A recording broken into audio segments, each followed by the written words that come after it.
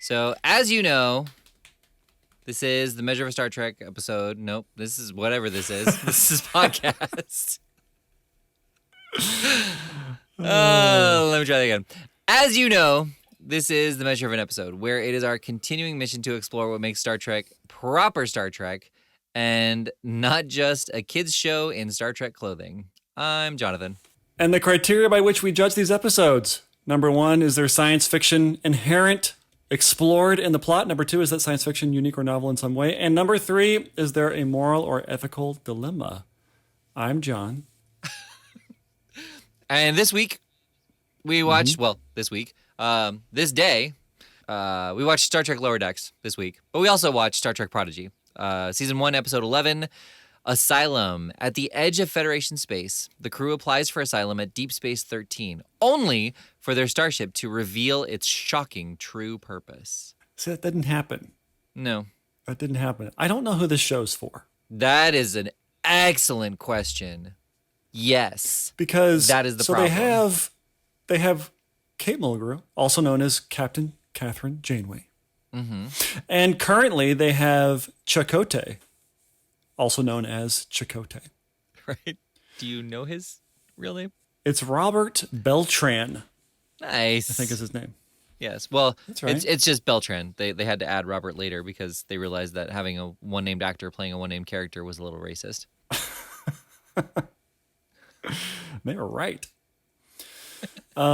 Yes, that was the racist part. So this is on Nickelodeon Kids. And so this is for children. Right. So why pay Kate Mulgrew, who was on a Star Trek show before most of the people who are watching this were born? Right. So why? I understand why the show exists. They're trying to indoctrinate the young people into Star Trek.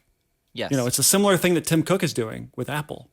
They're making coding in the Swift programming language very accessible to young people.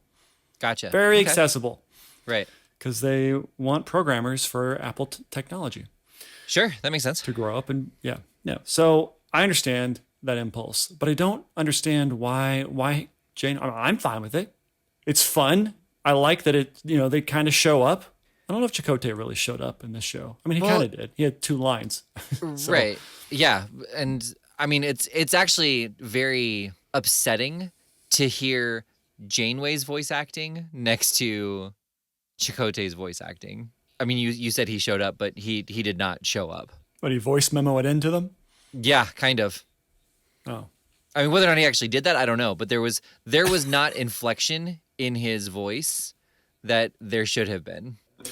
Yeah, I don't know. I mean, he didn't have really enough lines to really be fair about this, but it was kind of, I mean, another thing, like it became quite obvious why most of the characters in this show are not human, because the humans look like Super Nintendo cutscenes. It looks like a video game from a long time ago.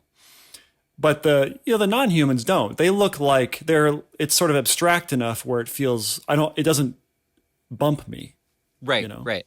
But that's like Janeway felt a lot more stylized, and Chakotay, it looked like they were trying to get him as real as possible in this style, and it is very unsettling. It just didn't look right. It didn't feel. I mean, the humans just don't work, and I guess it's okay when there's a for some reason, the Janeway hologram feels better than the regular Janeway. Oh, interesting. I don't know why. Okay. I don't know why. But yeah, anyway, I just don't know who this is for. I don't know why Janeway's in it. Is that just to sort of get all of the Hot Rod Voyager fans to watch the show too? I kind of think so. Like, hearing you talk about it, I feel like kids would not be into this show, and grown-ups would not be into this show because it's a kids show.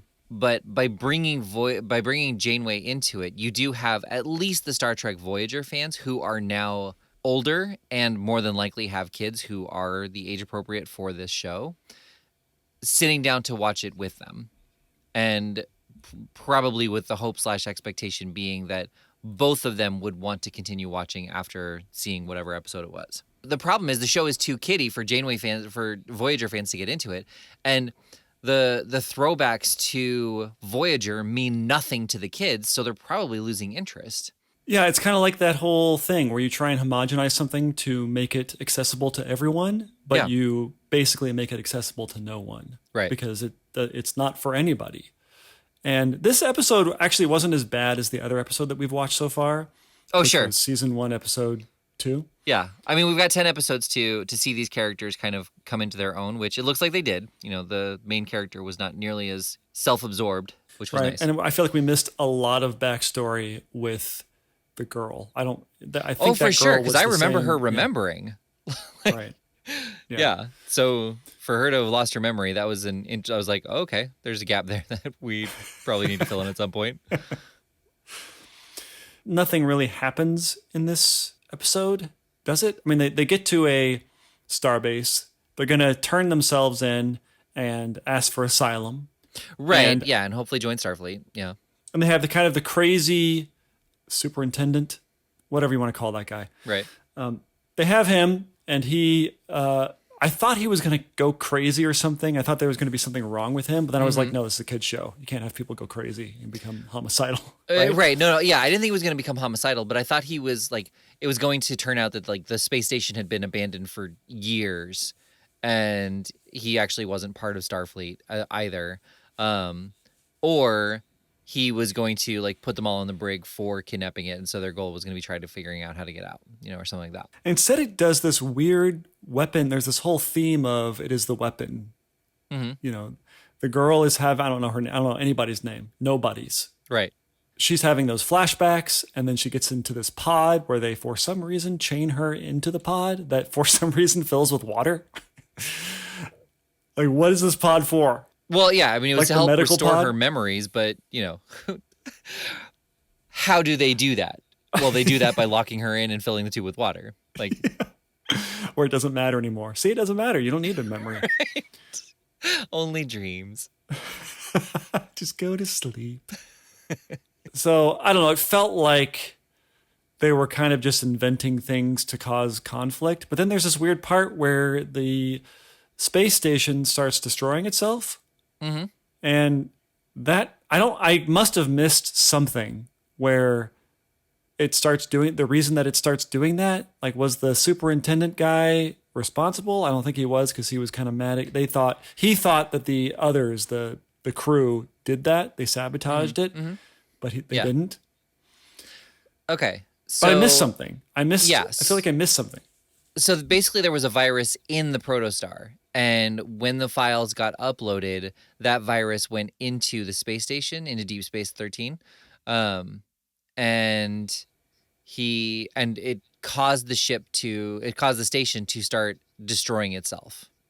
And not in a self-destruct way, which would have made more sense, but in a like firing on itself way. So you said the protostar, that's Chakotay's ship, which was going to the Gamma Quadrant or the Delta Quadrant again, right? Yes, yes. So why in that moment did the protostar's virus start working? It was uploading the guy was uploading the file to Deep Space 13 to see like where that ship had been and like get all the captain's logs and all that kind of thing. Oh, so the name of the kids' ship is not the USS Prodigy. No. It's called the Protostar. Right. Okay, I missed that. Yeah. I didn't so much as miss it as Not wasn't care really enough to looking very notice. hard- really not looking very hard for it. Right.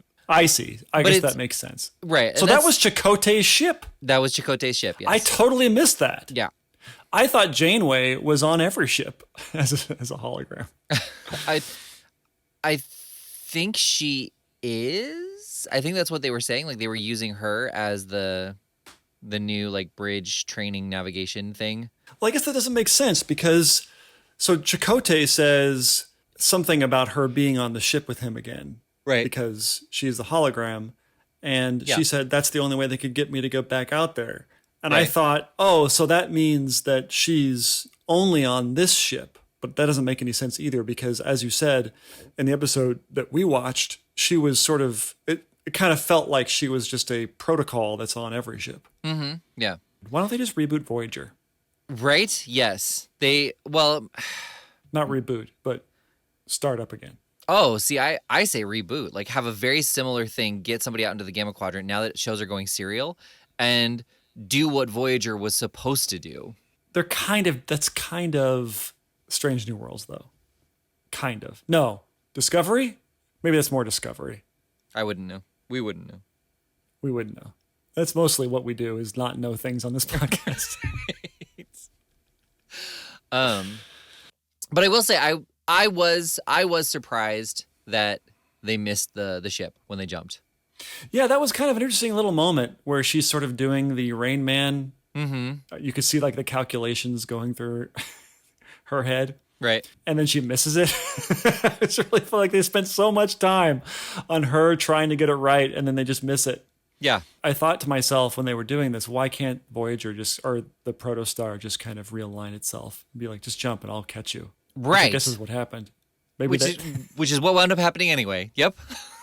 I like the idea that Janeway is sitting on the inside of the ship watching them. She's like, what are you guys doing? I'll bet they're trying to calculate how to jump off the ship, and they don't need to do that. Right. Just jump. Just jump.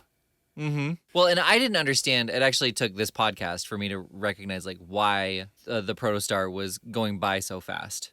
They said something about its orbit, but I didn't quite understand. It didn't look like you don't orbit a space station. The space station is the one that's spinning around. Is it? Yeah. The Protostar was connected to it. No, it wasn't. It was. It had that like force field walkway. Yeah, that retracted, and so it was disconnected, and it was just in alignment with it. And so the space station, either through the malfunction or just once Protostar disconnected, started to spin around to the point where like they had to calculate how to jump to it and not just be like, this looks right, let's go here. Right. Well, they made it out anyway. Yes. I liked it, but that was a little bit of science fiction or just science. They weren't just like, they didn't just jump into the ship. Right. Yep. They actually had to do a little bit of math. It was wrong, but at least they were thinking. Right? Yes. Mm-hmm. Anyway, I have nothing else to say about this episode. It feels very Mathnet. That's fair. Yeah. Right? Like, yeah. We're not getting, like, any episode, you're just not getting any information. Like, you have to watch them almost all the same having time. said that, like, the sting at the end of this episode was pretty good. What was the sting? That the guy who was in stasis that real Janeway found. Oh, yeah. Yeah. Was the girl's dad. He was just floating around. Yeah. I mean, it seems like something happened where they wound up defeating him and getting away. And now he's being brought back to life. It does ask the question, where is Chakotay? Right. That's the question hanging over at least this season, if not the series. Right. Well, tune in next week where we don't find out. Probably. But yeah, I mean, so proper Star Trek? I say no. Not really. I am intrigued about the machine, like the whatever, not an android, but it's like a robot that is like a... Well, it's a like casing around a thing, yeah. And apparently if you look at whatever organism is inside of this casing, you'll just go mad. Right. And they just brush that off. Yeah. And I was like, how can we have a season on that? Right. That was cool. Mm-hmm. But no, not a proper Star Trek episode. It seems a little unfair to be judging it for that, but I guess it's also perfectly fair because they're saying it's a Star Trek show. It feels a little unfair to be judging it for what? Because it's a kid's show. I think we said this in the last Prodigy episode. It's not really endeavoring to be science fiction. It's kind of just using that as the rough setting, like a loose science fiction setting where there's laser beams and spaceships. Right. That kind of thing. Yeah. Well, and it feels like, well, so far, this episode didn't have a moral or ethical dilemma. Like it didn't have a deeper message, which kids shows have all the time. And that's easy to do. This more had like just a puzzle that they had to solve. Yeah. I guess they solved it. Yeah. To be bailed out by Janeway. Right. And that whole thing that they put the girl who couldn't remember, I couldn't tell if she could remember because something happened inside of the pod or if it just came to her. I assumed like similar trauma happened. And so the two things triggered it. Yeah. So are we going to watch this next week? I mean, it's the new Star Trek. Well, okay, so let's start out there. We've got a week. For now, I say yes, let's keep going through new Trek, but let's leave it up to our listeners. Do you want us to just forego Prodigy and we go back to classic Trek, and we use our random generator again? Or do you want to hear what happens in the rest of Prodigy? Here's the problem. Here we're going to have a little bit of selection bias because we do make the mistake of labeling our podcast episodes, and someone who says, who sees on their feed for the measure of an episode, Prodigy, they're going to be like, I'm going to skip that one. And so we weed out the people who will say no because the people who are listening want to listen to a Prodigy episode, right? So the only people who heard that call for feedback are the ones who are going to say yes. Now, prove me wrong, listeners. Right. Or prove me right. Right. If we only get yes emails, Yeah. then that will say something. My dad just recently put up a picture on Facebook that it was about like survey bias. And it takes you a moment to figure out, but they were like, we sent out 50,000 flyers as to whether or not people enjoy taking surveys, and we had people responded with a resounding yes, they enjoy taking surveys, with the other option being no, I throw it away. Yep. Yeah, so that's a really good point. Like, we've got the people who, we've got, I guess, 3 people on here. We've got people who didn't look to see what it was. It was just the latest episode, and they enjoy Star Trek podcasts, and so they're listening to this. We've got people who enjoy us, in which case it doesn't matter what we do. And then we've got people who clicked on this because it was Prodigy, and we're listening, and like the Prodigy fans are listening. So maybe what I'll do is I will label this particular episode as Star Trek Voyager Season 8, Episode 1. There you go. And see what happens. Right.